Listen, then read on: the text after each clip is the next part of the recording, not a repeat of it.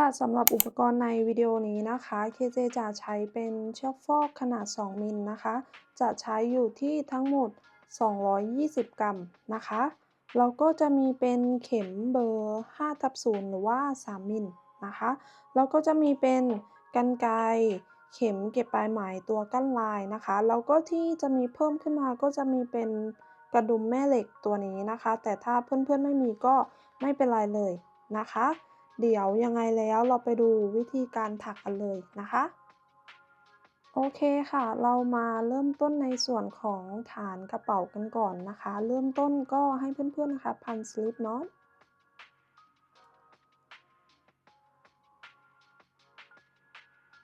แบบนี้นะคะหลังจากนั้นถักโซ่ขึ้นไปทั้งหมด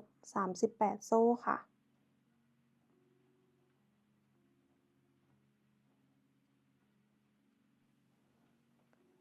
ค่ะนี้หลังจากที่เราได้ครบ38โซ่แล้วนะคะก็จะออกมาประมาณนี้เลยนะคะต่อไปเรามาเริ่มแถวที่1กันเลยนะคะก็เริ่มต้นนะคะให้เพื่อนๆถัก X ลงไปตรงโซ่ที่2นับจากเข็มนะคะจากนั้นเราก็จะถัก X นะคะลงไปในทุกๆหลักเลยนะคะไปจนถึงหลักสุดท้ายเลยค่ะ สำหรับมือใหม่นะคะแนะนำให้ใช้ Stitch Marker นะคะตรงหลักแรกทุกครั้งเลยนะคะ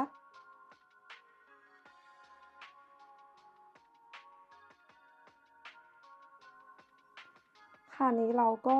ถักมาจนถึงหลักสุดท้ายแล้วนะคะแถวที่1เสร็จแล้วก็จะออกมาประมาณนี้เลยนะคะต่อไปแถวที่2นะคะเราก็จะถักโซ่1พลิกชิ้นงานค่ะหลังจากนั้นเราก็จะถัก X นะคะลงไปในทุกๆหลักเลยนะคะ แต่อย่าลืมนะคะมือใหม่ทุกครั้งที่ขึ้นแถวใหม่นะคะให้ใช้ Stitch Marker มาร์กหลักแรกไว้นะคะจากนั้นเราก็จะถัก X นะคะลงไปในทุกๆหลักเลยนะคะไปจนสุดแถวเลยค่ะค่ะนี้แถวที่2เสร็จแล้วก็จะออกมาประมาณนี้เลยนะคะในแถวที่3กับแถวที่4นะคะเราจะถักเหมือนแถวที่2เลยนะคะแล้วเดี๋ยวเรากลับมาเจอกันอีกทีนึงนะคะหลังจากที่เราถักเสร็จในแถวที่4แล้วนะคะค่ะนี้หลังจากที่เราถักครบที่4แถวแล้วนะคะก็จะออกมาประมาณนี้เลยนะคะก็ขนาดความยาวก็จะอยู่ที่ประมาณ20เซนติเมตรส่วนความกว้างก็จะอยู่ที่ประมาณ2เซนครึ่ง2เซนติเมตรครึ่งนะคะประมาณนี้เลยเดี๋ยวเราไปดูขั้นตอนต่อไปกันเลยนะคะโอเคค่ะต่อไปนะคะเราก็จะมาถักในขั้นตอนต่อไปกันเลยนะคะก็เริ่มต้นนะคะให้เพื่อนๆนะคะถักโซ่1แบบนี้นะคะหลังจากนั้นนะคะก็ให้เพื่อนๆถัก X ลงตรงนี้นะคะตรงนี้แบบนี้นะคะทั้งหมด 3x นะคะ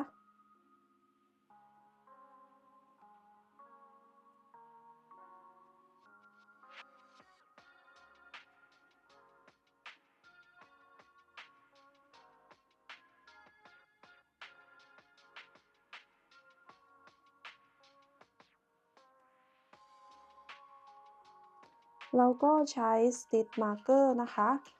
มาร์กตรงโซ่ตรง x ที่2นะคะมันจะมี 3x ใช่ไหมคะเราจะมาร์กตรง x ตรงกลาง x ที่2แบบนี้นะคะหลังจากนั้นให้เพื่อนๆถัก x ไปทั้งหมด 3x ค่ะ x แรกนะคะตรงช่องนี้นะคะนี่ KJ จะใช้เป็นวิธีการถักนี่นะคะเกี่ยวไหมแบบนี้เพราะว่าปกติอะเราจะสอดเข็มไปข้างใต้ไหมใช่ไหมคะแล้วก็เกี่ยวเข้ามาแต่เนี้ยให้เราเอาเข็มไว้ด้านบนไหมแบบนี้แล้วก็เกี่ยวขึ้นมาแบบนี้แต่อันนี้ก็ขึ้นอยู่กับเพื่อนๆนะคะจะใช้วิธีใดก็ได้ค่ะ นี่ x ที่1 x ที่2ลงตรงหลักตรงนี้นะคะนี่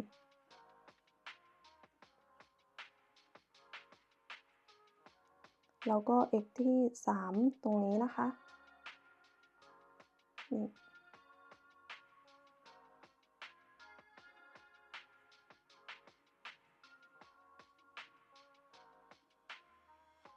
แบบนี้นะคะ หลังจากนั้นตรงหลักตรงนี้นะคะนี่เราจะถัก 3x ลงไปค่ะ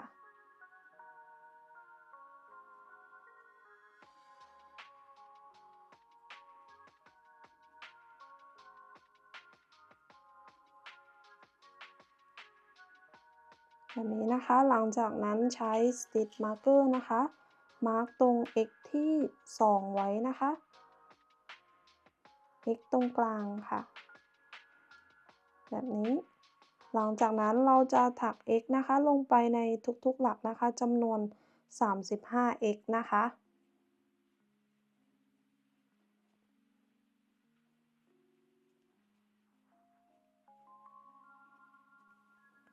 โอเคค่ะอันนี้เราก็ถักนะคะครบทั้งหมด 35 โซ่แล้วนะคะเราก็จะเหลือหลักสุดท้ายตรงนี้นะคะเราจะถัก 3x ลงไปค่ะในหลักสุดท้ายตรงนี้นะคะ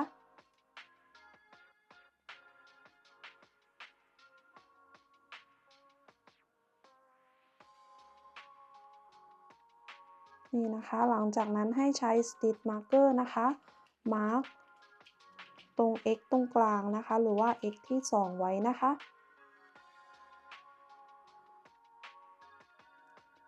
หลังจากนั้นให้เพื่อนๆถัก x ลงไปนะคะทั้งหมด 3x ค่ะนี่นะคะให้แทงลงไปตรงช่องตรงนี้นะคะ x ที่1 x ที่2นี่นะคะให้ดูตามในวิดีโอเลยนะคะนี่แล้วก็ x ที่3ตรงนี้นะคะ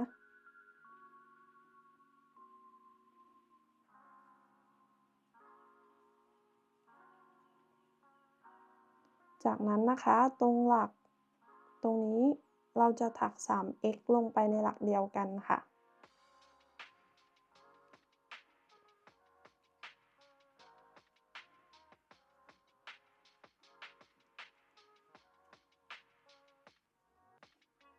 จากนั้นนะคะก็ใช้ Stitch Marker นะคะมาร์ก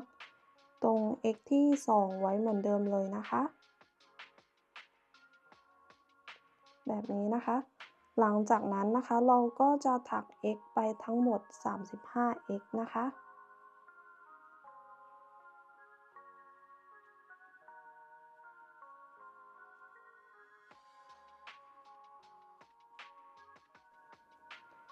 ค่ะอันนี้หลังจากที่เราถักจนครบนี่นะคะรอบชิ้นงานแล้วนะคะก็จะออกมาแบบนี้เลยนะคะหลังจากนั้นให้เพื่อนๆนะคะดึงไหมแบบนี้นะคะอย่าเพิ่งตัดไหมนะคะให้ดึงทิ้งไว้แบบนี้นะคะหลังจากนั้นนะคะก็ให้เพื่อนๆนำไหมอีกเส้นหนึ่งมานะคะแล้วก็พัน slip knot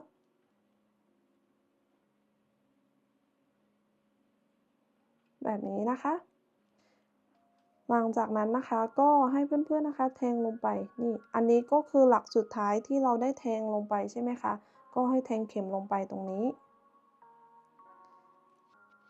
เกี่ยวไหมขึ้นมาแบบนี้หลังจากนั้นเราก็จะถักซีเลื่อนห่วงลงไปในทุกๆหลักเลยนะคะนี่นะคะถักซีเลื่อนห่วงแบบนี้นะคะนี่เราจะแทงลงไปในทุกๆหลักเลยหลักที่มี x อยู่นะคะเราจะแทงแบบนี้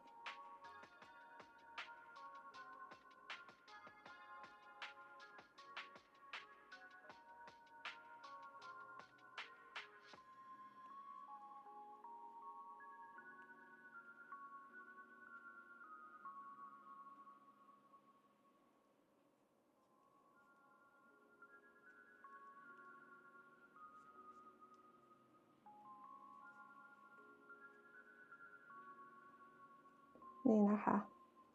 เราก็จะถักซีเลียนห่วงนี่นะคะวนรอบขอบตรงนี้นะคะนี่รอบชิ้นงานเลยนะคะก็คือดูง่ายๆเลยนะคะนี่นะคะมันจะเป็นหลักที่เราถัก x นี่นะคะให้เราแทงลงไปแบบนี้นี่มันจะมีหลักที่เราถัก x ก็ถักซีเลียนห่วงแบบนี้นะคะนี่ถักจนรอบมาจนถึงจุดที่เราเริ่มต้นเลยนะคะแล้วเดี๋ยวเรากลับมาเจอกันอีกทีหนึ่งนะคะค่ะนี้หลังจากที่เรานะคะถักมาจนถึงจุดเริ่มต้นตรงนี้นะคะก็ให้เพื่อนๆนะคะตัดไหมได้เลย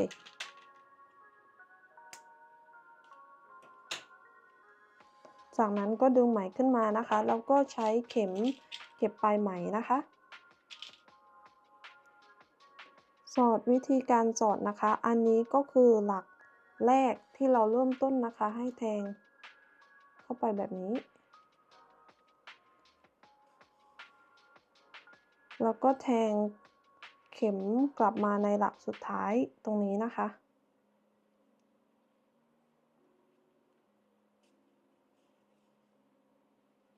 นี่จากนั้นก็เก็บปลายไหมได้เลย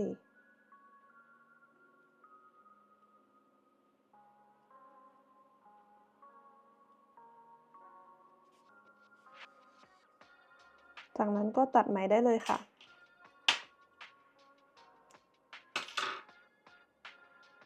ส่วนตรงนี้เดี๋ยวเราค่อยไปเก็บปลายไหมทีหลังก็ได้ค่ะนี่นะคะเสร็จแล้วก็จะออกมาประมาณนี้เลยนะคะถ้าอันนี้มันจะเป็นโค้งนิดนึงไม่เป็นไรเลยนะคะให้เพื่อนๆยืดออกแบบนี้นะคะโอเคค่ะต่อไปนะคะเราก็จะกลับมาจุดเดิมนะคะก็คือเราจบไปในแถวที่1แล้วใช่ไหมคะในการถักวนรอบชิ้นงานแบบนี้นะคะแล้วตัวกระเป๋าตัวนี้นะคะเราจะใช้วิธีการถักแบบไร้ตะเข็บนะคะก็คือถักแบบไม่ได้ถักซีเลียนห่วงอะค่ะก็คือถักวนขึ้นไปเป็นก้นหอยนะคะก็ต่อไปในแถวที่2นะคะเราจะถัก x นะคะลงไปตรงหลักแรกตรงนี้เลยนะคะ1 x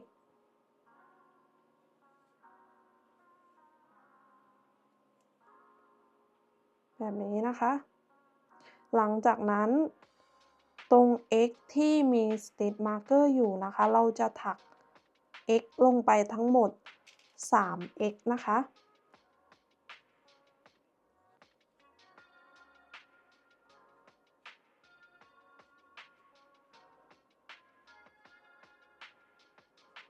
ก็ใช้ stitch marker นะคะมาร์กตรง x ที่2หรือว่า x ตรงกลางไว้เหมือนเดิมเลยนะคะหลังจากนั้นเราก็จะถัก x ลงไปในทุกๆหลักนะคะไปจนถึงหลักที่มี stitch marker อยู่นะคะ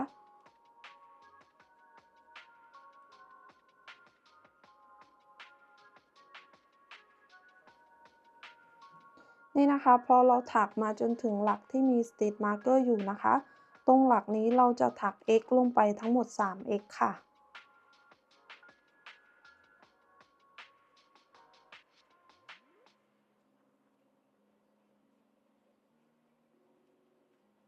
หลังจากนั้นก็ใช้ stitch marker มาร์กตรง x ที่2ไว้เหมือนเดิมเลยค่ะจากนั้นเราก็จะถัก x นะคะลงไปในทุกๆหลักเลยนะคะไปจนถึงหลักที่มี stitch marker อยู่นะคะ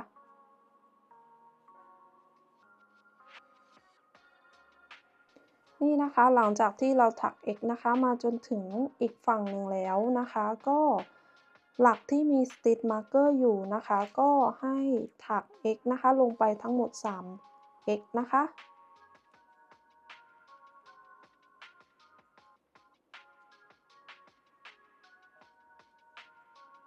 จากนั้นก็ใช้ stitch marker นะคะมาร์กตรง x ที่2ไว้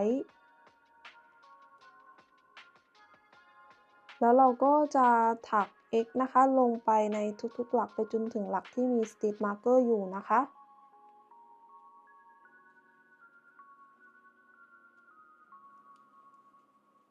นี่นะคะพอเราถักมาถึงหลักที่มี Stitch Marker อยู่ก็ให้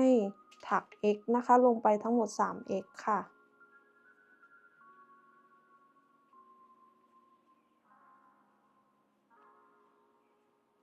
จากนั้นใช้ Stitch Marker Mark x ที่ 2 ไว้เหมือนเดิมเลยค่ะจากนั้นนะคะเราก็จะถัก x ลงไปในทุกๆหลักเลยนะคะมาไปจนถึงหลักที่มี Stitch Marker อยู่นะคะนี่นะคะแถวที่2เสร็จแล้วก็จะออกมาประมาณนี้เลยนะคะ KJ จะถักแบบนี้นะคะทั้งหมด5แถวนะคะก็ในแถวที่3ถึงแถวที่5นะคะเราจะถักเหมือนแถวที่2เลยก็คือเราถักพอเราถักมาจนถึงหลักที่มี Stitch Marker อยู่นะคะเราก็จะถัก 3x ลงไปในหลักเดียวกันในหลักที่มี Stitch Marker อยู่นะคะหลังจากนั้นให้เพื่อนๆใช้ Stitch Marker นะคะมาร์กตรงหลักที่2ไว้นะคะก็คือมันจะมี3x ใช่ไหมคะก็ให้เพื่อนๆมาร์ก x ที่2ไว้นะคะหลังจากนั้นก็ให้ถัก x ลงไปในทุกๆหลักไปจนถึงอีกฝั่งที่มี Stitch Marker อยู่แล้วก็ทำเหมือนเดิมในหลักที่มี Stitch Marker อยู่จะต้องถัก 3x ลงไปนะคะเพราะว่ามันจะเป็นการขยายมุมของฐานกระเป๋านะคะเราจะทำซ้ำแบบนี้นะคะให้ครบทั้งหมด5แถว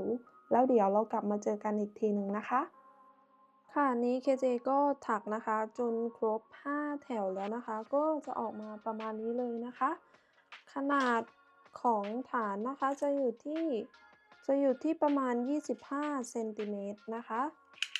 ส่วนความกว้างจะอยู่ที่ประมาณ8เซนติเมตรนะคะถ้าเพื่อนๆอยากได้ฐานที่กว้างกว่านี้นะคะก็ให้เพิ่มจำนวนแถวขึ้นไปนะคะจาก5แถวเป็น6แถว7แถว8แถวก็แล้วแต่ความต้องการของเพื่อนๆนะคะแต่ KJ จะจบในส่วนของฐาน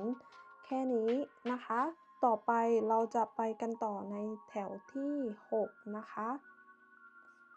ก็เราจะถัก x นะคะวนรอบชิ้นงานนะคะก็คือถักเป็นก้นหอยขึ้นไปจนได้ความสูงของกระเป๋าที่เราต้องการนะคะก็เริ่มต้นให้เอา Stitch Marker ออกได้เลยนะคะแต่สิ่งหนึ่งนะคะก็คืออันนี้จะเป็นทริคง่ายๆเลยนะคะ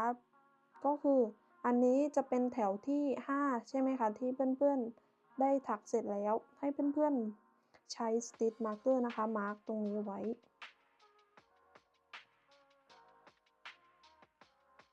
แบบนี้เพราะว่าพอเพื่อนๆถักไปสักพักหนึ่งแล้วอยากจะกลับมานับจุดตรงเนี้ยมันก็จะง่ายเลยนะคะก็คือนับได้เลยในแถวตรงนี้ก็คือแถวที่5แล้วก็6 7 8 9 10สามารถได้นับตัวสามารถนับตัวแถวได้ง่ายขึ้นนะคะ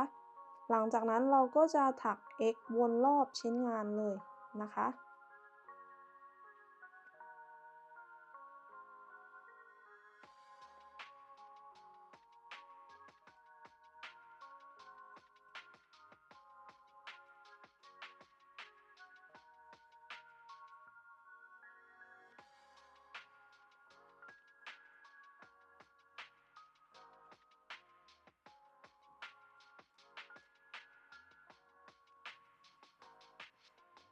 พอเราถักมาถึง Stitch Marker นะคะเราก็เอาออกได้เลยเราจะไม่ใช้แล้วนะคะ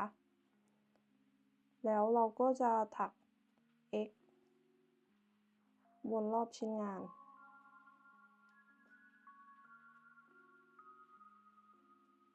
นี่นะคะเราจะถักวนรอบชิ้นงานนะคะมาจนถึงจุดที่เราเริ่มต้นตรงนี้นะคะแล้วเดี๋ยวเรากลับมาเจอกันอีกทีหนึ่งนะคะแต่ว่าอย่าลืมนะคะพอเราถักมาจนถึง Stitch Marker ก็เอา Stitch Marker ออกได้เลยไม่ต้องเพิ่มจำนวนหลักแล้วนะคะก็คือถัก x ลงในทุกๆหลักเลยนะคะแล้วเดี๋ยวเรากลับมาเจอกันอีกทีหนึ่งนะคะ นี่นะคะอันนี้ KJ ก็ถักมาจนถึงจุดที่เราได้เริ่มต้นไว้นะคะหลังจากนั้นในแถวที่7ขึ้นไปนะคะก็ให้เพื่อนๆถักเหมือนเดิมเลยก็คือถัก x วนรอบชิ้นงานเลยนะคะก็คือถัก x ลงในทุกๆหลักเลยถักขึ้นไปจนได้ความสูงของตัวกระเป๋าที่เพื่อนๆต้องการนะคะแล้วเดี๋ยวเรากลับมาเจอกันอีกทีหนึ่งนะคะว่า KJ จะได้ทั้งหมดกี่แถวนะคะ ค่ะนี้ KJ ก็ถักนะคะจนได้ความสูงของตัวกระเป๋าที่ KJ ต้องการแล้วนะคะจำนวนแถวนะคะKJ จะถักอยู่ที่ทั้งหมด30แถวนะคะก็ความสูงของตัวกระเป๋าก็จะอยู่ที่ประมาณ15-16เซนติเมตรนะคะประมาณนี้หลังจากที่เพื่อนๆนะคะถักจนได้ความสูงที่เพื่อนๆต้องการแล้วนะคะนี่ KJ ก็จะจบอยู่ที่ประมาณนี้นะคะนี่แล้วก็ให้เพื่อนๆตัดไหมได้เลยนะคะหลังจากนั้นเราก็จะดึงไหมขึ้นแล้วก็ใช้เข็มเก็บปลายไหมนะคะแบบนี้แล้วเราจะเห็นไหมคะอันนี้คือหลักสุดท้ายอันนี้คือหลักเราจะข้าม1หลักแล้วเราจะมาแทงตรงหลักตรงนี้นะคะอันนี้คือหลักสุดท้ายข้าม1หลักแทงลงตรงหลักตรงนี้หลังจากนั้นให้เราแทงลงตรงกลางของหลักสุดท้ายแบบนี้นะคะ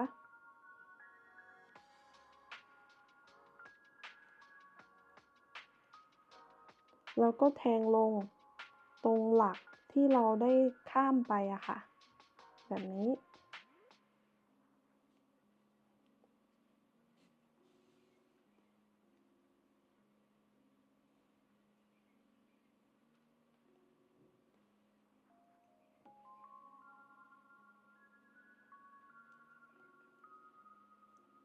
นี่นะคะ หลังจากนั้นเราก็เก็บปลายไหมให้เรียบร้อยนะคะแล้วเดี๋ยวเรากลับมาเจอกันอีกทีหนึ่งนะคะโอเคค่ะต่อไปนะคะเราจะมาทำในส่วนด้านบนนะคะก็คือด้านปากกระเป๋านะคะเริ่มต้นนะคะเพื่อนๆจะต้องรู้ว่าจำนวนหลักรอบชิ้นงานของเพื่อนๆนะคะมีทั้งหมดกี่หลักนะคะของ KJ จะมีทั้งหมด120หลัก นะคะก็เริ่มต้นให้เพื่อนๆนะคะพับกระเป๋ากึ่งกลางแบบนี้นะคะนี่หลังจากนั้นก็ใช้ Stitch Marker นะคะมาร์กตรงกึ่งกลางฝั่งนี้แบบนี้นะคะหลังจากนั้นก็ให้แบ่งครึ่งนะคะของ KJ มี120หลักนะคะ KJ ก็จะแบ่งฝั่งด้านหน้าฝั่งนี้60หลักนะคะแล้วก็ฝั่งด้านหลังก็จะเป็นอีก60หลักก็ให้เพื่อนๆนะคะนับจากตัว Stitch Marker นะคะไปทั้งหมด60หลักนะคะนี่นะคะหลังจากที่นับนะคะก็คือเริ่มนับจากหลักที่มี Stitch Marker อยู่นะคะไปทั้งหมด60หลักใช่ไหมคะหลังจากนั้นก็ให้เพื่อนๆมาร์กหลักที่61ไว้นะคะนี่มันก็จะฝั่งด้านหน้าฝั่งนี้ก็จะมี60หลักแล้วก็ฝั่งด้านหลังฝั่งนี้ก็จะมี60หลักเหมือนกันเลยนะคะค่ะหลังจากนั้นนะคะก็ให้เพื่อนๆนะคะนับจำนวนหลักนะคะก็คืออันนี้ก็คือหลักที่มี Stitch Marker อยู่ใช่ไหมคะก็ให้นับหลักถัดไปนะคะเป็นหลักที่1นับไปทั้งหมด20หลักนะคะแล้วก็ใช้ Stitch Marker มาร์กตรงหลักที่20ไว้นะคะตรงช่วงตรงนี้นะคะทั้งหมด20หลักนะคะพอมาฝั่งนี้เราก็จะทำเหมือนกันก็คือหลักที่มี Stitch Marker อยู่ตรงนี้ใช่ไหมคะให้นับหลักก่อนที่จะถึงหลักที่มี Stitch Marker อยู่ตรงนี้แล้วนับมาให้ได้ทั้งหมด20หลักแล้วก็ใช้ Stitch Marker มาร์กไว้นะคะตรงนี้หลักที่20นะคะเราจะทำทั้ง2ฝั่งเหมือนกันเลยนะคะฝั่งนี้ก็ทำเหมือนกันเลยนะคะก็เดี๋ยวเราไปดูขั้นตอนต่อไปกันเลยนะคะโอเคค่ะต่อไปนะคะเรามาถักในส่วนของตัวขอบปากกระเป๋ากันนะคะก็เริ่มต้นนะคะให้เพื่อนๆนะคะพัน slip knot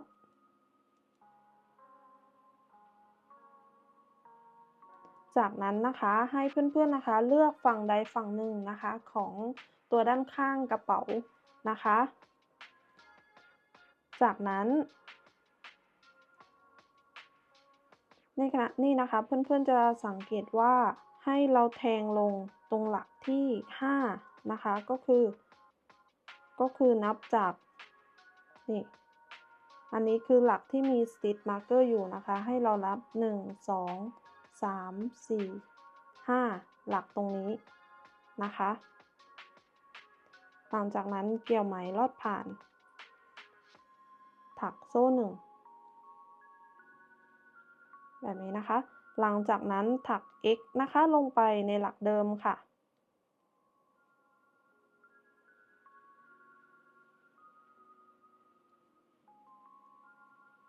สำหรับมือใหม่ก็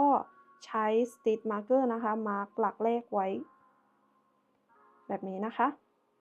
หลังจากนั้นให้เพื่อนๆสังเกตนะคะตรงหลักถัดไปตรงนี้ก็คือหลักที่4นับจากตัวหลัก stitch marker นะคะให้เราแทงแบบนี้แล้วก็แทงกับแบบนี้นะคะหลังจากนั้นเราจะเว้น6หลักนะคะก็คือวิธีการนับ6หลักก็คือเราจะนับหลักตรงนี้หลักด้านล่างตรงนี้นะคะก็นับไป6หลักใช่ไหมคะก็นี่นะคะ1 2 3 4 5 6เราก็จะแทงลงตรงนี้ในหลักที่7นะคะก็นับไปเลยค่ะ1 2 3 4 5 6แล้วก็หลักที่7แทงแบบนี้นะคะนี่พับเข้าหากันแบบนี้จับนี่นะคะจับแบบนี้เกี่ยวไหมขึ้นมา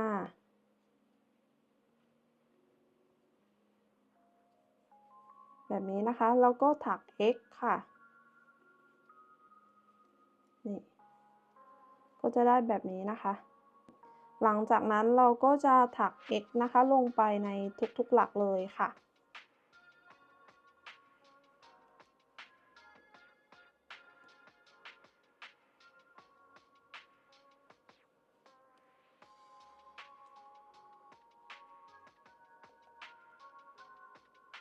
แบบนี้นะคะมาจนถึงนี่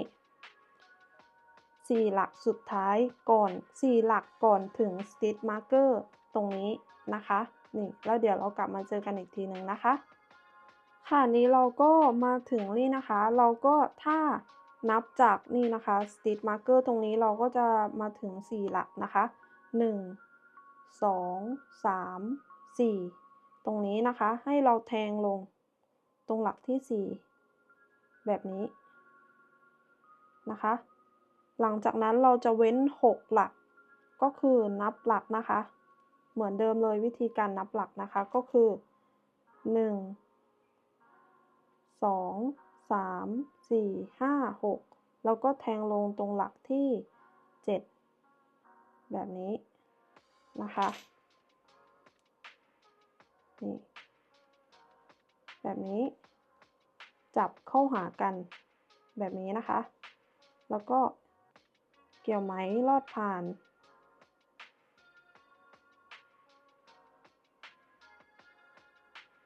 แล้วก็ถัก x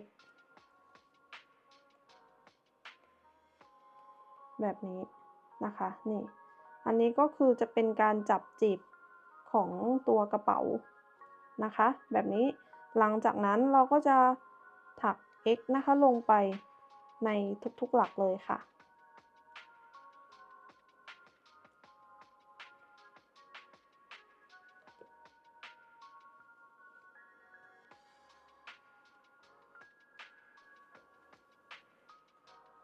นี่นะคะพอเราถักมาถึงอีกฝั่งหนึ่ง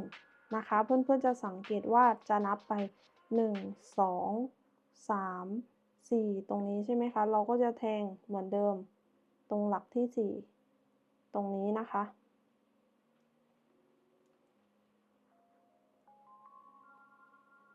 แบบนี้หลังจากนั้นเว้น6หลัก1 2 3 4 5 6แทงลงหลักที่7ตรงนี้ เราก็จับจีบเข้าหากันแบบนี้นะคะ เกี่ยวไหมลอดผ่าน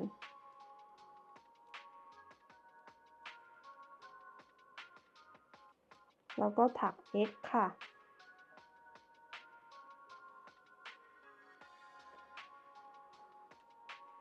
นี่นะคะ แบบนี้ หลังจากนั้นเราก็จะถัก x ลงไปในทุกๆหลักเลยค่ะ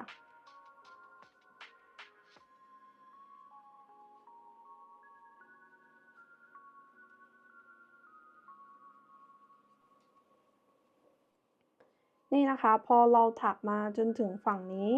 เพื่อนๆก็จะสังเกตนะคะนี่ก็เหมือนเดิมเลยนะคะ นับนี่นะคะ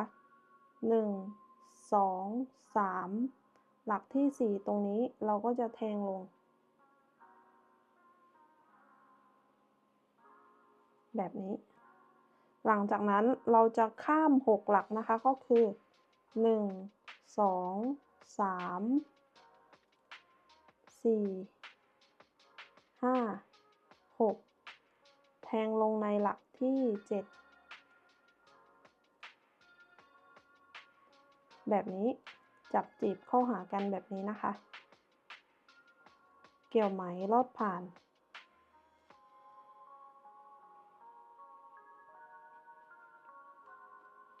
แล้วก็ถัก x แบบนี้นี่หลังจากนั้นเราก็จะถัก x ลงในทุกๆหลัก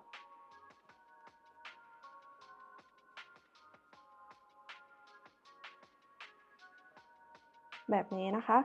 ฝั่งนี้เราจะทำเหมือนกันเลยกับอีกฝั่งหนึ่งนะคะแล้วเดี๋ยวเรากลับมาเจอกันอีกทีหนึ่งนะคะโอเคค่ะอันนี้เราก็ถักนะคะมาจนถึงจุดที่เราได้เริ่มต้นแล้วนะคะหลังจากนั้นเราจะถักซีเลื่อนห่วงนะคะรอบชิ้นงานเลยนะคะก็ให้เอา Stitch Marker ออกนะคะแล้วก็ถักซีเลื่อนห่วง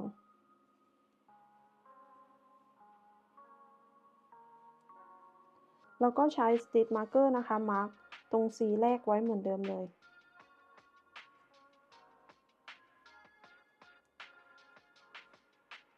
แบบนี้นะคะหลังจากนั้นนะคะให้เพื่อนๆนะคะนำ Stitch Marker ตรงนี้ออกนะคะนี่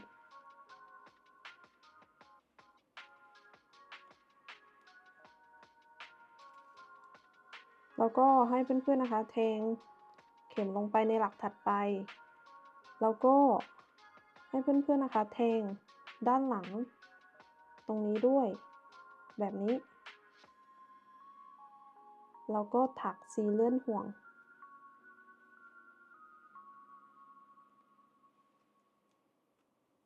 แบบนี้นะคะหลังจากนั้นแทงลงไปในหลักถัดไปแล้วก็แทงทะลุด้านหลังของหลักตรงนี้ไปด้วยนะคะ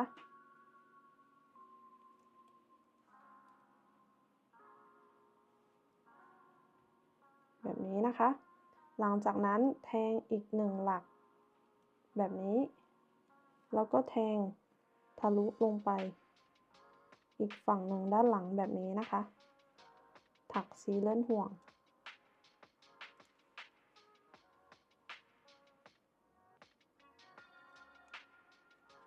แบบนี้นะคะนี่เพื่อนๆจะสังเกตว่าเห็นไหมคะด้านในเนี่ยเขาก็จะมีความเรียบกว่าที่จะเป็นแบบนี้นะคะเราก็ถักเก็บแบบนี้ไปด้วยหลังจากนั้นเราก็จะถัก C นะคะลงไป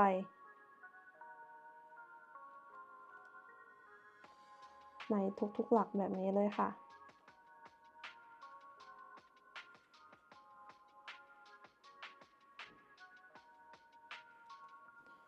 นี่นะคะพอเราถักมาถึงตรงนี้นะคะเราก็ทำเหมือนเดิมเลยค่ะก็คือเอา Stitch Marker ออกแล้วก็แทงเข็มลงไปในหลักถัดไปแบบนี้แล้วให้ดูด้านในนะคะเราก็จะแทงเข็มแบบนี้นะคะนี่เกี่ยวไหมลอดผ่านถักซีเลื่อนห่วงแบบนี้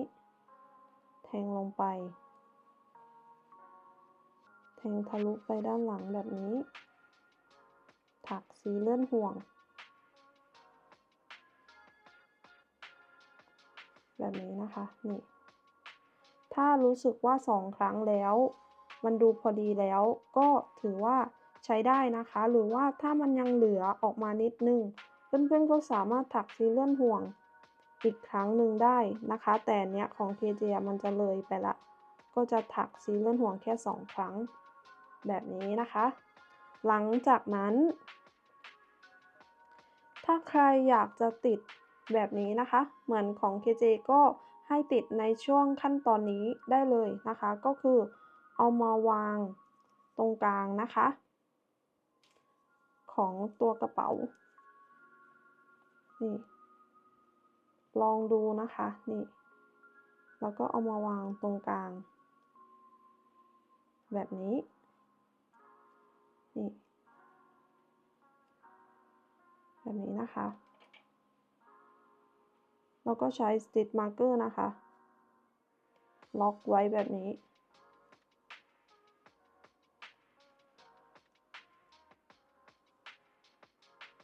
หลังจากนั้นนะคะเราก็จะแทงเข็มไปในหลักแบบนี้แล้วก็แทงทะลุไปกับตัวชิ้นงานตรงนี้ด้วยเลยแล้วก็ถักสีเลื่อนห่วงแบบนี้นะคะแล้วก็ Stitch Marker ออกได้เลยหลังจากที่เราถักไป1ครั้งแล้วแล้วก็ถักสี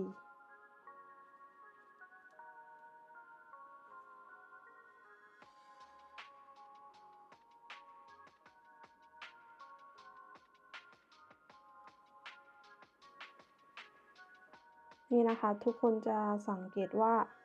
มันจะยึดติดกับชิ้นงานแบบนี้เลยนะคะนี่หลังจากนั้นนะคะเราก็จะแทงแบบนี้นะคะแล้วก็นี่แทงเก็บตรงนี้ไปด้วยเลย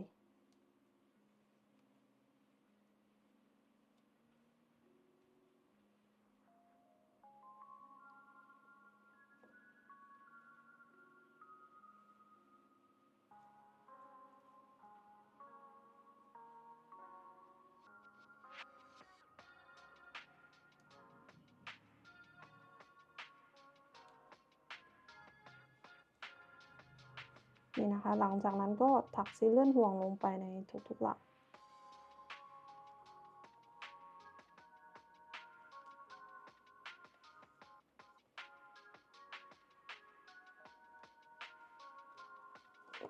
แบบนี้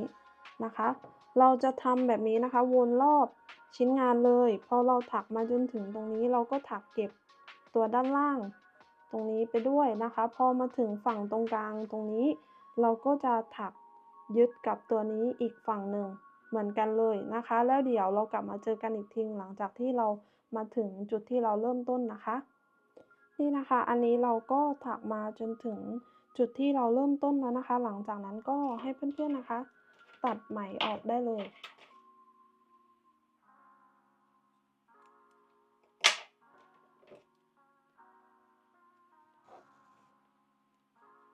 หลังจากนั้นก็เก็บไหมได้เลยนะคะ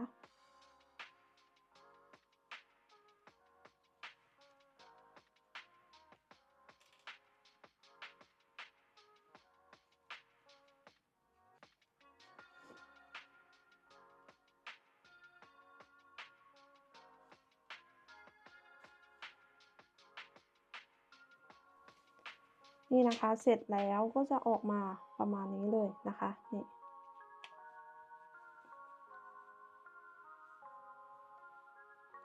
จากนั้นนะคะตัวสายของกระเป๋านะคะ KJ จะถักแบบลายตะขาบแบบนี้นะคะหรือว่ากระดูกงูไม่แน่ใจลายน่าจะเป็นลายตะขาบนี่แหละค่ะก็วิธีถักนะคะก็ง่ายๆเลยนะคะเพื่อนๆสามารถไปหาชมกันได้นะคะมีวิธีสอนเยอะมากเลยนะคะในยูทูบ KJ จะไม่สอนในวิดีโอนี้นะคะแต่เดี๋ยว KJ จะแปะวิดีโอที่มีวิธีการสอนอ่าตัวสายตัวนี้ไว้ให้นะคะ ก็เพื่อนๆสามารถไปถักตามกันได้นะคะก็ความยาวของสายนะคะจะอยู่ที่ประมาณ84เซนติเมตรนะคะเราจะถักทั้งหมด2ชิ้นแบบนี้ส่วนวิธีการประกอบนะคะเราก็จะนี่ให้เพื่อนๆสังเกตว่าเราจะมีแบบนี้ใช่ไหมคะให้เราประกอบก็คือเย็บแบบนี้แล้วก็อีกฝั่งหนึ่งเราก็จะเย็บเข้ากันแบบนี้นะคะแล้วเราก็จะเอาอีกเส้นหนึ่งมาแล้วเราก็วางอีกฝั่งหนึ่งมันก็จะอยู่ในลักษณะแบบนี้นะคะแล้วอีกนี่มันก็จะออกมาแบบนี้2เส้นแบบนี้นะคะอันนี้ก็คือตัวอย่างที่ถักเสร็จแล้วนะคะก็คือเราเย็บ2เส้นเข้าด้วยกันแบบนี้นะคะนี่อันนี้เส้นที่1อันนี้เส้นที่2แล้วก็มาเย็บติดกับอีกฝั่งหนึ่งนะคะแต่ถ้าเพื่อนๆสะดวกเพื่อนๆก็สามารถถักติดกับตัวชิ้นงานไปได้เลยเหมือนกันเลยอันนี้แล้วแต่ชอบเลยนะคะก็เดี๋ยวเรากลับมาเจอกันอีกทีหนึ่งนะคะนี่นะคะเสร็จแล้วก็จะออกมาประมาณนี้เลยนะคะอันนี้ก็จะเป็นด้านในแบบนี้นะคะนี่